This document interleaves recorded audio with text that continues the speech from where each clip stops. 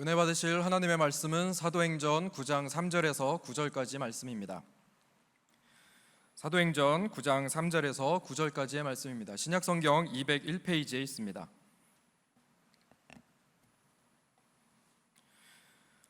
사도행전 9장 3절에서 9절까지의 말씀을 합독하시겠습니다. 사울이 길을 가다가 다메섹에 가까이 이르더니 호련히 하늘로부터 빛이 그를 둘러 비추는지라. 땅에 엎드러져 들음에 소리가 있어 이르시되 사울아 사울아 내가 어찌하여 나를 박해하느냐 하시거늘 대답하되 주여 누구시니이까. 이르시되 나는 내가 박해하는 예수라. 너는 일어나 시내로 들어가라. 내가 행할 것을 내게 이를 자가 있느니라 하시니 같이 가던 사람들은 소리만 듣고 아무도 보지 못하여 말을 못하고 서 있더라. 사울이 땅에서 일어나 눈은 떴으나 아무것도 보지 못하고 사람의 손에 끌려 다메섹으로 들어가서 사흘 동안 보지 못하고 먹지도 마시지도 아니하니라. 아멘.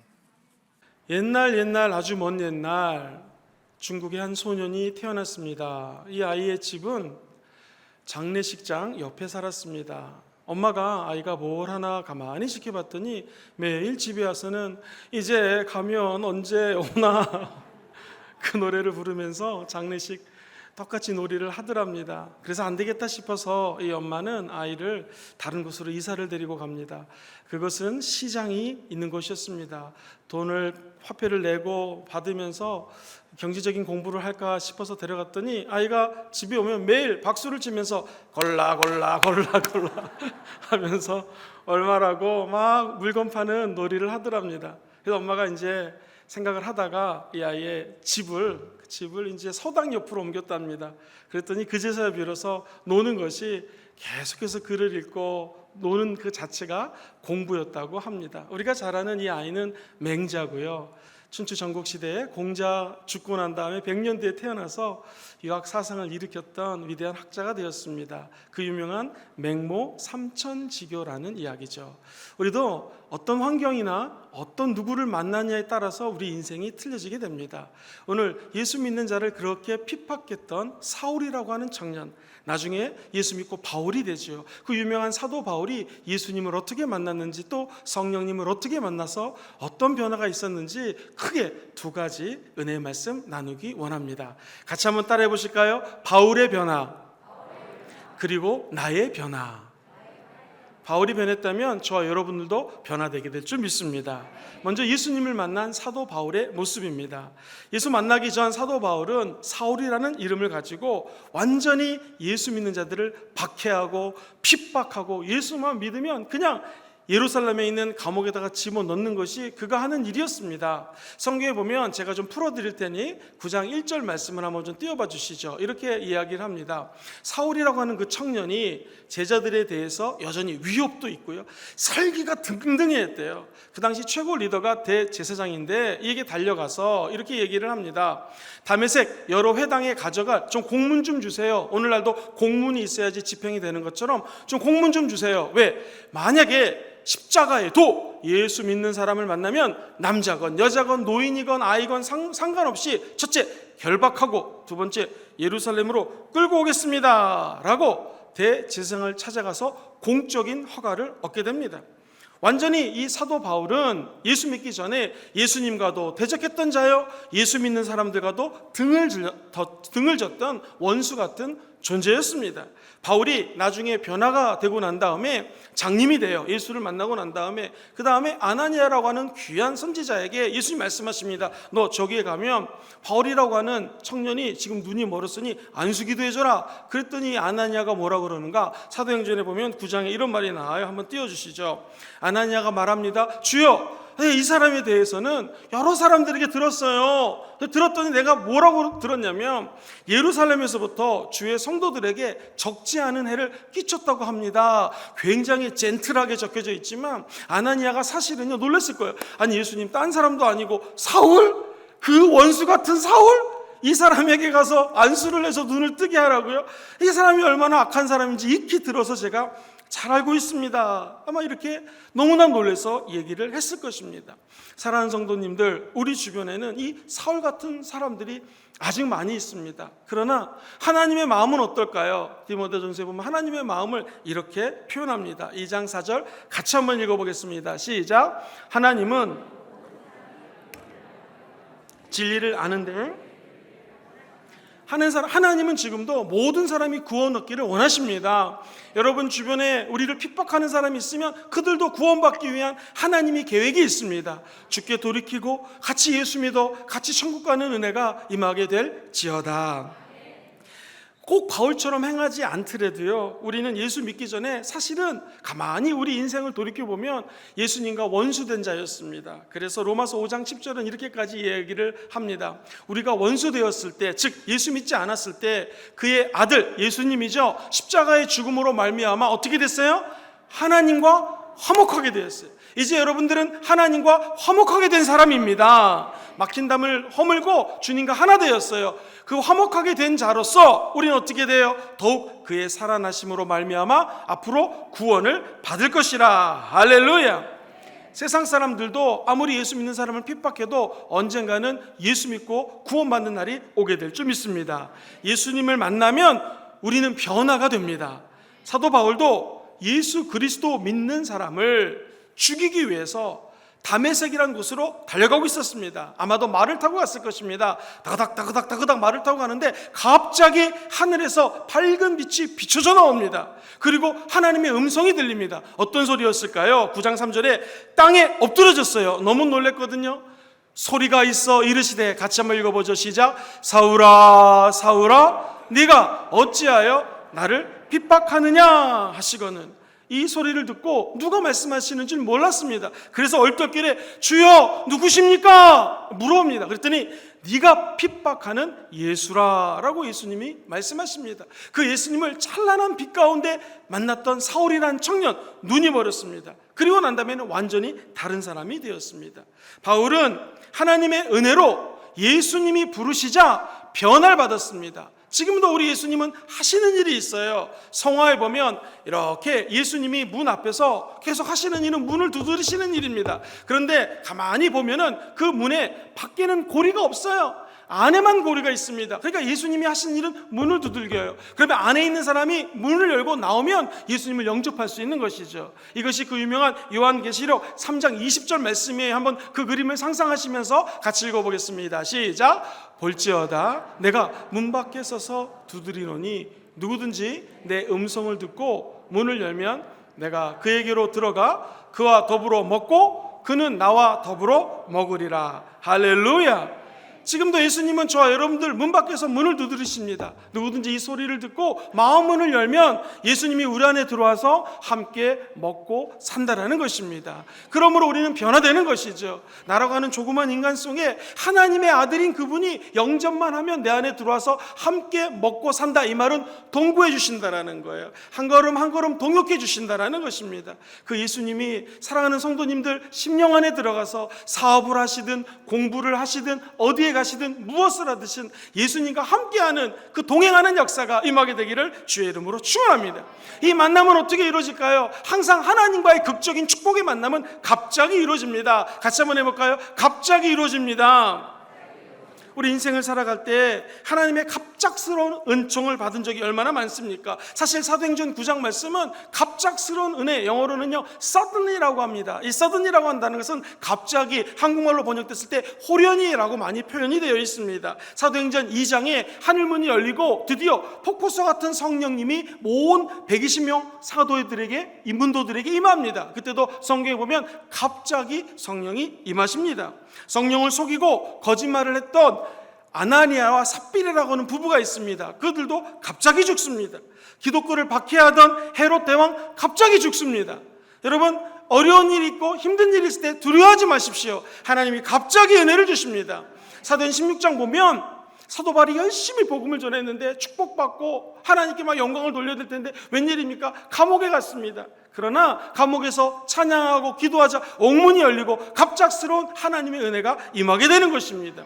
요즘같이 어렵고 힘든 시대를 살고 있는 성도님들 얼마나 힘이 드십니까? 참 어려운 시기를 돌파하고 있습니다. 그러나 끝까지 하나님을 앙망하십시오. 예수님이 갑자기 임하십니다.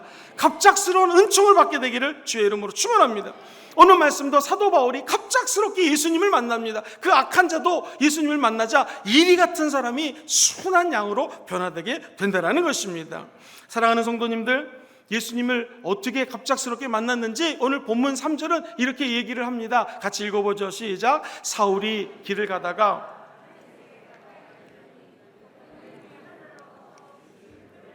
자, 하늘로부터 빛이 어떻게 임했다고요? 호련히 갑자기 임한 것입니다. 이날을 기점으로 예수를 만난 바울은 변화되게 됩니다. 오늘 사랑하는 성도님들, 예수 그리스도를 갑자기 맞이하는 귀한 아침 되기를 주의 이름으로 축원합니다. 사실 사도 바울은요, 유대인으로 태어났습니다. 어려서부터 유대인 교육을 철두철미하게 받았습니다. 그의 시민권은 로마 시민권자입니다. 그리고 그 당시 최고의 학자, 지성인 중에 가장 지성인이 가마리엘이라는 사람이었는데 그 사람 밑에서 1년 공부한 거 아니에요? 2년 공부한 거 아니에요? 학자들의 견해에 따르면 5년에서 6년, 많으면 7년까지도 봅니다. 5, 6, 7년을 사사받았던 이 사도 바울, 최고의 학자를 밑에서 공부했기 때문에 아마 엄청난 지성인이었을 것입니다. 그렇기 때문에 당시 이 사울은 20대 청년이에요. 그런데 그 당시 국가 최고 기관인 대법원에서 승진해가지고는 엄청난 신분 상승을 이루고 있었던 때입니다. 요즘 말로 잘 나가던 사람이에요. 그런데 갑자기 대낮에 예수 그리스도를 만나자마자 그의 인생은 변화되기 시작합니다. 그리고 그가 고백하기를 뭐라고 고백하는가? 디모데전서 1장 15절에는 나는 죄인 중에 죄인이요, 죄인 중에 악한 자요, 죄인 중에 괴수라고 고백을 합니다. 자, 이 경이로운 만남을 통해서 사도 바울이 깨달은 것은 무엇인가요? 여러분, 오늘 예수님 만나서 변화받기 원하시면 아멘 해볼까요? 그러려면 먼저 죄인 중에 괴수라고 하는, 죄인 중에 죄인이라는 고백이 있어야 됩니다. 이것을 우리 기독교에서는 회개라고 그래요. 회개는 방향이 살짝 빗나갔어요. 처음엔 살짝 빗나가지만 시간이 지나면 계속 빗나가다 보면 주님과 너무나 멀어지는 것이죠. 우리가 살짝 벗어났을 때 주님께로 샥 돌아오는 회개가 있게 되기를 주의 이름으로 축원합니다.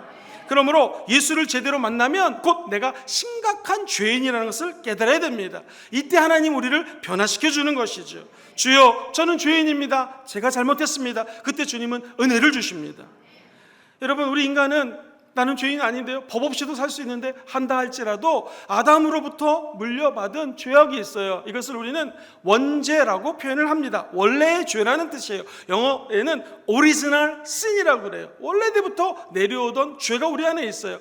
만약에 이 죄가 없더라 할지라도 자범죄가 있습니다. 자범죄는 내가 알고 지은 죄, 모르고 지은 죄, 내 스스로 지은 죄가 있거든요. 그것을 자범죄라 합니다. 우리 인간은 원래의 죄가 있고 스스로 범한 죄가 있기 때문에 누구도 피해갈 수 없는 것이 죄인이라는 것이죠. 그러므로 우리 주 예수께 나올 때는 무릎을 꿇고 주님, 내가 죄인입니다. 그때 우리 주님은 저와 여러분들을 만나주십니다. 거꾸로 뒤집어 얘기하면 나 죄가 없어요, 완벽해요, 주님보다 제가 모자란 게 무엇입니까? 라는 태도로는 하나님의 은혜를 받을 수가 없다라는 것이죠. 그렇게 죄인인 걸 깨닫는 순간 하나님은 갑자기 호련히 저와 여러분들에게 큰 은혜를 허락하여 줄 줄 믿습니다. 제가 최근에 들은 간증 중에 굉장히 귀한 간증이 있어요. 어떤 분이 살아있을 때 부처가 되고 싶은 게 꿈이었습니다. 그래서 불교에 심취하다가 드디어 전라남도 고흥에 가면은요, 소록도 법당이라고 하는 곳이 있습니다. 거기서 가부자라고 탁 다리를, 양반 다리를 한 다음에 목탁을 두들기면서 막 연부를 외웠습니다. 연부를 하는데 갑자기 새벽 4시에 일어나서 또 법당에 가고 싶더랍니다. 그래서 또 가부좌를 들고 막 목탁을 두드리는데 이게 웬일입니까? 연불이 나오지 않고 입이 꼬이면서 다른 말이 나오는 거예요. 혀가 제멋대로 돌아가기 시작합니다. 스스로를 분석해봤어요. 도대체 내가 이 목탁 두드리면서 연불이 안 나고 뭐가 나오나 했더니 그 옆에 소록도 애양원 교회라고 있습니다. 거기 장례식에 갔을 때 그 교회에서 며칠 후 그 찬송가가 떠오르는 거예요. 거기 맞춰서 며칠 후 똑똑똑, 며칠 후 똑똑똑, 요단강 건너가 만나리 똑똑똑똑똑똑똑똑, 이렇게 연부를 하고 있더랍니다. 그러면서 입이 막 꼬이더니 막 방언이 막 나오더라는 거예요. 신비한 체험을 했습니다. 그리고 이 젊은이가 떼굴떼굴 법당을 부르면서 자기 죄를 회개합니다. 온 얼굴에 눈물 범벅, 콧물 범벅이 됐습니다. 그렇게 하고 난 다음에 예수를 만나고 완전히 변화되었습니다. 그리고 신학교에 들어갔습니다. 그가 갖고 있던 은혜가 원래부터 운동을 하던 운동선수였어요. 그리고 이분은 마음을 먹고 우즈베키스탄과 카자흐스탄에 가서 축구 감독이 됩니다. 축구 감독을 20년 동안 했습니다. 그런데 일반 축구 감독이 아니라 농아들 있죠. 농아 축구팀의 감독이 되었습니다. 하나님의 은혜로 꿈에 그리던 북한 땅에 들어가서 6년 넘게 북한에서 일반 축구 선수가 아닌 농아들을 가리키는 축구 감독이 되었습니다. 그리고 지속적으로 비자 때문에 북한에 거할 수가 없기 때문에 호주에 가서 영주권을 받고 이제 시민권을 받으면 마음껏 북한에 들어갈 수 있습니다. 해서 호주 시민권자가 되려고 하고 있고 지금도 북한을 향한 마음을 품고 있는 바로 이민교 감독님의 간증입니다. 여러분, 우리도 예수님을 만나면 변하게 됩니다. 자기 중심적인 삶에서 내가 갖고 있는 은혜, 은사, 달란트를 통해서 남을 위해 베푸는 인생으로 변화되게 된다는 것이죠. 사도 바울이 어떻게 주님을 만났습니까? 5절에 보면 이렇게 신앙 고백을 합니다. 같이 읽어볼까요? 시작. 대답하되 주여 이르시되 나는 네가 박해하는 예수라. 그의 신앙 고백은 정확했습니다. 주여, curious라는 단어입니다. 즉 예수님을 구주로 모셔드렸던 것이죠. 그렇게 주여 외치면 주님이 한량없는 은혜를 줍니다. 예수를 영접한 자는 그 다음부터 사람들과의 관계도 틀려져요. 사도 바울은 그전에는 예수 믿는 사람을 핍박했습니다. 그런데 예수 믿고 난 다음에는 오히려 예수 믿는다고 다른 유대인들이 이를 핍박하고 또 핍박을 했습니다. 예수 믿기 전에는 예수 믿는 사람들에게 늘 나쁜 소리를 했는데 예수 믿고 난 다음에 오히려 다른 사람들에게 나쁜 소리를 듣기 시작합니다. 그리고 옛날에는 예수 믿으면 무조건 잡아들여다는 사람이었는데 이제는 쫓겨가는 인생을 살았습니다. 유대교라는 종교를 위해서 살았지만 이제는 예수님을 위해서 사는 사람으로 변화되었습니다. 세상적으로도 힘든 것 같지만 그 사도 바울의 인생길에는 그 후회함이 없었습니다. 편하고 어려운 길, 편하지 않은 좁은 길이었고 그리고 아주 쉬운 길이 아닌 어려운 길이었지만 그가 인생의 말년에 이렇게 고백을 합니다. 빌립보서 4장 11절 말씀입니다. 같이 읽어볼까요? 시작. 내가 궁핍함으로 말하는 것이 아니니라. 어떠한 형편에 있든지 나는 자족하기를 배웠노라. 매를 40대 맞으면 보통 죽습니다. 사도 바울은 그의 하나 모자란 39대 거의 죽기까지 매를 맞았습니다. 그러나 그는 자족하는 방법을 배웠습니다. 배가 파손되어 죽을 뻔한 위기도 여러 번 겪었고 얻어 터지기도 하고 못 먹어서 너무도 배도 고팠고 오늘날은 선교비를 받아서 선교하시는 분들이 많지 않습니까? 그럼에도 힘든데 사도 바울은 선교비 지원받지 않았습니다. 어떻게 했는가? 텐트 메이커, 즉 천막을 치는 것이 자기 일이었습니다. 그 천막을 치면서 자비량으로 거의 선교했다라는 것이죠. 아마 사도 바울이 자기 인생을 돌이켜보면 후회도 있었을 것입니다. 그 잘 나가던 인생, 오늘 학위로 따지면 해외에서 그 어렵다라는 PhD 철학 박사 학위를 한 5-6개 받은 정도의 지성인, 물질도 있었고 로마 시민권은 오늘날 미국 시민권보다도 훨씬 좋은 시민권, 모든 걸 갖췄던 그가 어려운 길을 갔지만 그가 인생을 돌이켜봤을 때는 이렇게 표현합니다. 내가 어떤 형편에 있든지 자족하기를 배웠노라. 사랑하는 성도님들, 예수 믿으면 변화됩니다. 축복도 받습니다. 그리고 어느 날 천국 갈 때 우리 인생을 돌이켜보면 그 길이 녹록지 않았고 쉽지 않은 길이었다 할지라도 우리는 똑같이 고백하게 될 것입니다. 어떠한 형편에 있으든지 우리는 자족하기를 배웠노라. 오히려 내가 조금 더 왜 예수를 일찍 믿지 않았을까라고 후회하면 후회했지 또 다른 일은 없었다라는 것이죠. 이곳에 계신 모든 분들이 예수 믿고 변화받게 되기를 주의 이름으로 축원드립니다. 두 번째로 성령님을 만난 사도 바울에 대해서 말씀을 드리기 원합니다. 자, 성령님을 만난 사도 바울에 비슷한 체험을 한 사람이 있어요. 우리가 너무나 잘 아는 톨스토이라고 하는 작가입니다. 이분이 1910년에 천국을 가셨는데 나의 회심이란 글에 보면 성령 체험한 자의 삶이 어떤지 이렇게 고백을 합니다. 한번 같이 읽어볼까요? 시작. 5년 전 나는 정말 예수 그리스도를 나의 주님으로 받아들였다. 그러자 나의 전생애가 변했다. 이전에 욕망하던 것을 욕망하지 않게 되고 오히려 이전에 구하지 않던 것들을 갈구하게 되었다. 좋게 보이지 했던 것이 좋게 보이고 대수롭지 않게 보이던 것들이 이제는 중요한 것으로 보이게 되었다.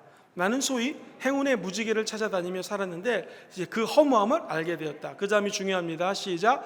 거짓으로 나를 꾸미는 것이나 여인들과의 성생활이나 술 취해 기분 좋아하는 것이 더 이상 행복으로 간주할 수 없게 되었다라는 것입니다.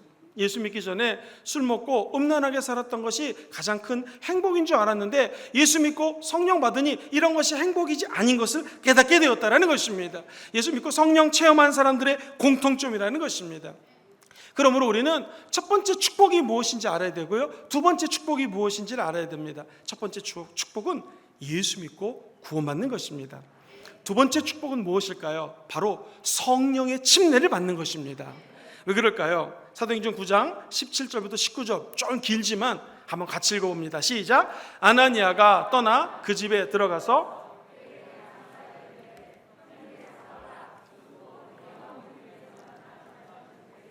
자, 잠깐 스톱이요. 제가 설명합니다. 16절. 아나니아가 집을 떠났습니다. 아까 말씀드렸던 아나니아는 예수님께 가서 안수하라고 하는 하나님의 선지자입니다. 그 집에 들어갔습니다. 그리고 그에게 안수하기 전에 이렇게 얘기합니다. 형제 사울아. 예전에는 예수 핍박했던 사람이기 때문에 안주했는데 형제라고 얘기를 해요. 나는 누군가? 주님, 곧 네가 오는 길에서 나타나셨던 분 있지? 그 예수님께서 나를 너에게 보냈다. 왜 보냈는가? 네가 지금 눈이 멀었지? 너로 다시 보게 하시고, 한번 읽어볼까요? 성령으로 충만하게 하신다. 자, 예수 믿었던 사도 바울이 이제 아나니아의 안수기도를 통해서 성령으로 충만하게 하신다고 합니다. 18절 시작. 즉시 사울의 눈에서 비늘 같은 것이 벗겨져 다시 보게 된지라. 할렐루야. 드디어 눈에서 비늘 같은 것이 벗겨졌습니다. 오늘 성령 충만함 받으십시오. 우리 눈에서 비늘 같은 것이 벗겨져서 다시 예수를 바라보고 이 땅에 잃어버린 영혼들을 바라보게 되기를 주의 이름으로 축원합니다. 즉시 그가 한 일은 침례를 받았습니다. 침례는 물속에 풍덩 들어가서 나 예수와 함께 죽었습니다. 그리고 침례는 물 위로 샥 올라와서 이제 내가 예수와 함께 삽니다 라는 것을 예표하는 행사입니다. 그것을 예식이라고 그래요. 다음 주에 우리 교회에서 침례를 합니다. 아직 안 받으신 분들은 다 와서 물침례 받기를 주의 이름으로 축원합니다. 그리고 사도 바울이 먹고 힘을 얻어서 하나님 일을 본격적으로 시작합니다. 사랑하는 성도님들, 여기서 중요한 것이 있습니다. 사도 바울이 성령 충만하게 됐다, 사도행전에서 성령 충만함 받았다, 아니 구약과 신약 전체에서 성경책에서 성령 충만함을 받았다 할 때는요 꼭 기도가 따라옵니다. 그러므로 두 번째 축복, 성령 충만 받기 원하시는 분들은 아멘 해볼까요? 기도하셔야 됩니다. 성경은 시종일관 기도라고 이야기를 합니다. 누구든지 기도하면 성령의 체험을 받습니다. 심지어 이방인 고넬료라고 하는 사람이 기도하는 가운데 하나님이 임재하셔서 베드로를 초청하게 되고 베드로가 설교하자 그때 성령을 받게 되고 방언이 터지게 됩니다. 사도행전 12장 7절 보면 베드로가 감옥에 갇혔어요. 여러 번 감옥에 갔습니다. 처형당할 위기에 처했습니다. 그때 성도님들이 중보기도 해주니까 갑자기 감옥을 나오는 힘이, 은혜가 생기게 된다는 것입니다. 성령 충만함 받아 이 땅에서 예수님처럼 살아가기 원하시는 분들은 아멘 해볼까요? 오직 기도입니다. 기도하면 갑자기 은총을 받게 될 것입니다. 그동안 막혔던 문이 활짝 열릴지어다. 놀라운 기적이 일어날 것입니다. 누구에게요? 기도하는 자에게 이런 일이 일어나게 된다는 것입니다. 성령 임하면 한 순식간에 회사에 맡겼던 자금이 뚫리는 경우가 있습니다. 미래 기적이 나타나는 경우가 있습니다. 얼마 전에, 한 몇 개월 전에 우리 교회에 불교를 너무나 열심히 믿던 분이 교회에 왔어요. 아무리 의사를 만나도 병이 치유가 되지 않는 거예요. 그래서 아내의 부축을 받고 새벽 예배에 왔습니다. 여러분, 새벽에 기도할 때 기적이 일어납니다. 6층에서 아내의 부축을 받고 교회에 왔는데 담임 목사님께서 안수기도를 해줬는데요, 바로 몸이 풀린 거예요. 그래가지고 그냥 멀쩡하게 집으로 돌아왔습니다. 그분은 보통 불교 신자가 아니에요. 대학교 다닐 때 불교 동아리 회장, 그리고 웬만한 큰 절의 주시스님은 다 친구처럼 지내는 아주 불교계에서도 유명한 사람인데 성령이 임하자 그날 방언이 터졌습니다. 그리고 인생이 완전히 변한 것을 제가 만나서 간증을 들은 적이 있었습니다. 그런 일이 우리 교회에 일어나고 있습니다. 할렐루야. 여러분, 예수님 믿으십시오. 성령으로 충만함 받으십시오. 그러면 우리 인생은 변화되게 될 것입니다. 목사님, 아무리 기도해도 응답이 없습니다. 사랑하는 성도님들, 저와 여러분들이 물을 한 바가지 받아다가 끓여보겠습니다. 그러면 10도 지나도 안 끓어요. 20도, 30도 변함이 없어요. 한 7, 80도 올라가면 조금 거품 같은 게 날까? 아무런 변화가 없어요. 심지어 99도가 됐는데도 안 끓습니다. 사랑하는 성도님들, 질문을 드립니다. 몇 도가 되면 끓을까요? 100도가 되면 끓습니다. 이걸 임계점이라고 그래요. 이 임계점까지 가야지 물이 끓어오르는 것입니다. 기도해도 아직 30%밖에 안 될 수 있습니다. 99까지 올라갈 수도 있어요. 그러나 이제 기도 곧 하시면 임계점을 넘게 될 것입니다. 그리고 우리가 원하던 하나님의 응답이 임하게 될 것입니다. 사도행전 2장 오순절 사건 어떻게 임했습니까? 성도들이 뜨겁게 기도하자 임계점이 넘었습니다. 그랬더니 하나님의 때에 성령이 부어주었습니다. 한번 생각해 보십시오. 이 앞에 홍해가 있습니다. 너무나 막 콸콸콸콸 넘치는 홍해 앞을 어찌 건너가겠습니다. 뒤를 돌아봤더니 세상의 뒤에는 당시 세계 최대 강국 애굽의 군대들이 따라오고 있습니다. 진퇴양난 죽을 수밖에 없어요. 그러나 모세는 기도합니다. 네가 갖고 있던 그 연약함의 상징 지팡이를 기도할 때 땅에다가 대라. 그 홍해바다에 땅 앞에 댔습니다. 그랬더니 홍해가 갑자기 갈라졌습니다. 기도할 때 우리 앞에 있는 문제의 홍해는 갈라지게 될 것입니다. 여리고성 돌고 돌아도 무너지지 않았습니다. 그러나 마지막 주의 명령에 따라 돌 때에 여리고성이 하나님의 은혜로 무너졌던 것처럼 우리 앞에 있는 문제도 하나님이 역사하시고 성령이 도와주시면 무너진다는 것입니다. 아브라함과 사라 나이 많이 먹었네요. 애기 낳을 수 없습니다. 그러나 그들이 끝까지 포기하지 않은 것은 기도했습니다. 하나님을 정말로 경배하고 예배드렸습니다. 가는 곳마다 제단을 쌓았습니다. 그러자 상상할 수 없는 나이에 아기가 태어났고 또 그 아이는 결혼해서 쌍둥이를 낳게 되고 이런 축복을 받게 되었다는 것이죠. 한나라고 하는 여인이 기억하십니까? 이 여인은 아들 낳기 위해서 하나님께 너무나 기도를 열심히 했습니다. 오죽하면 주의 종이 아니 술 먹고 그렇게 기도하면 안 됩니다. 그렇게 기도하면 안 됩니다. 왜냐하면 너무나 기도를 하는데 취했었기 때문에 다른 사람이 보면은 마치 술 취한 것처럼 보였습니다. 아마도 방언을 했을 거라고 추측하는데요. 열심히 기도했던 한나라고 하는 여인, 결국 그 여인도 응답을 받아 사무엘이라고 하는 마지막 선지자여 최초의 사사 하나님의 은혜로 얻게 되었다는 것입니다. 사랑하는 성도님들 기억하십시오. 오늘 우리 안에 계신 성령이 역사하시면 반드시 응답이 임하게 될 것입니다. 기도하는 사람들에게 베풀어 주시는 성령의 기적의 은총이 있습니다. 신약 시대를 처음 열었던 침례 요한을 보십시오. 부모 사가랴와 엘리사벳이라고 하는 여인이 결혼했는데 나이를 너무나 먹어서 이제 아기를 낳을 수가 없습니다. 근데 그들이 포기하지 않은 것이 있어요. 그것은 끝까지 기도했습니다. 그러자 하나님의 자녀가 태어났습니다. 여러분, 결코 부부가 흔들리지 않는 믿음으로 나아가게 되면 그 집에는 반드시 좋은 일이 일어나게 될 것입니다. 기도하며 사는 만큼 우리 인생에는 점프하는 은혜가 임하게 될 것입니다. 누가복음 18장 1절도 우리 주님이 끝까지 강조하는 것은 기도하는 것을 멈추지 말아라. 기도하고 낙심하지 말아라. 여러분, 정말 우리 기도에는 포기가 없습니다. 포기는 없고 끈기만 있을 뿐입니다. 끝까지 기도하셔서 하나님께 칭찬받고 응답을 받아 돌아가는 여러분 되시기를 주의 이름으로 축원드립니다. 우리 성도님 중 가운데서도 어렸을 때부터 예수를 믿었고 아버님은 또 장로님이세요. 이 자매가 이제 예수 믿는 남편과 또 결혼을 하나님 은혜로 잘 했고 우리 교회 어렸을 때부터 교회를 다녔기 때문에 남편을 따라서 우리 교회 오게 되었습니다. 그런데 그 장로교에서 자랐기 때문에 방언에 대한 강조가 아무래도 많이 안 하셨겠죠. 근데 이 자매님도 남편이 방언을 하고 또 순복음은 다 방언을 하니 그 마음속에 사모함이 있었나 봅니다. 그런데 금요철야에 오셔가지고 함께 기도하는데 방언이 터진 거예요. 할렐루야. 그리고 또 기뻐졌다라는 것이죠. 이런 기적들이 일어나고 있습니다. 그리고 어떤 성도님은 예수님을 믿고 마음이 너무나 평안했다고 합니다. 그런데 안타까운 것은 우리 교회 와서 예수를 영접하고 집에 갔는데 집이 우리 집에서 2시간 10분 넘게 차로 빨리 가야지 그 정도랍니다. 너무 먼 곳에서 있기 때문에 교회 나올 수 없어서 유튜브로 아침에 9시 예배, 11시 예배를 드린다는 거예요. 그런데 이게 웬일입니까? 유튜브로 예배 드리는데 그 현장에서 방언이 터지더라는 거예요. 여러분, 방언이 터지면 어떤 일이 벌어질까요? 첫째, 기도를 오래 할 수 있습니다. 마음이 상쾌해집니다. 그리고 그 가정에도, 또 여러분의 가정에도 각자 문제가 있겠죠. 그전에는 문제가 너무나 커 보였다라는 거예요. 근데 방언 터지고 성령이 임재하니 그렇게 커 보였던 문제가 작아지게 보인다라는 것입니다.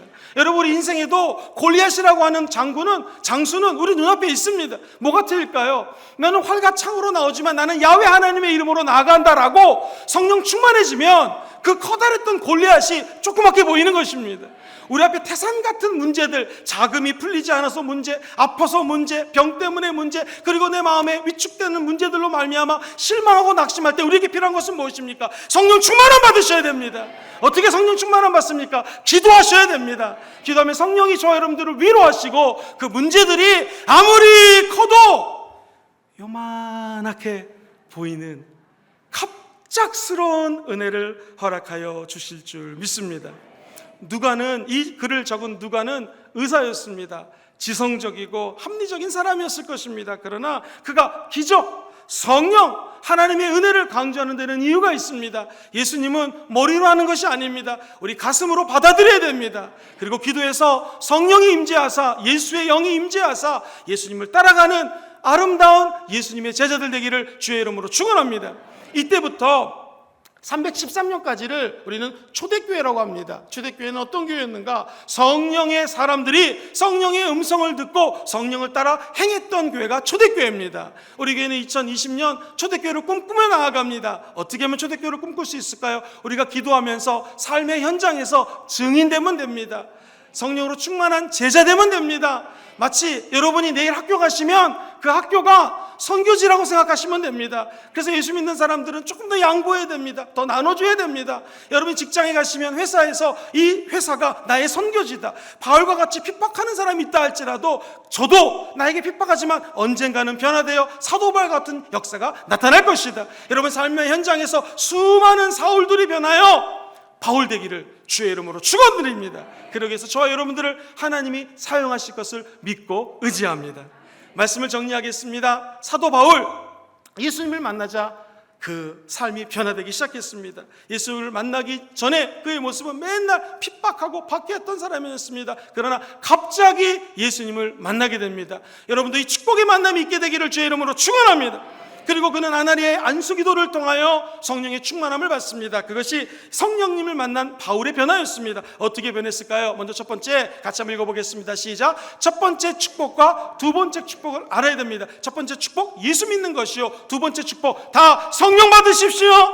그러면 마지막 두 번째로 같이 읽어볼까요? 시작. 기도하는 사람에게 베풀어 주시는 성령님의 기적 은총이 있습니다.